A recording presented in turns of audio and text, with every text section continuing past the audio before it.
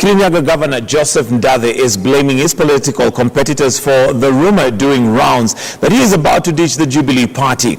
He claimed that the political rivals who is eyeing his seat were out to tarnish his image and portray him as a coward. He was speaking at Kiratina village in Mutira Ward during a groundbreaking ceremony for an area tea buying center.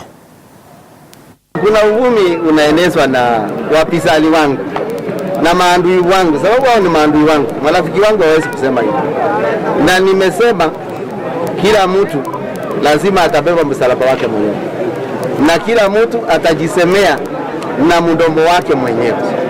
Na mimi nimetangaza kinaganaga ya kwamba wale wanaeneza porojo, uvumi ya kwamba Ndathi anahamia chama kingine sio Jubilee, ndio nimeambia wananchi hapa, huyo tumesema huyo ni shetani, tukasema ashinde.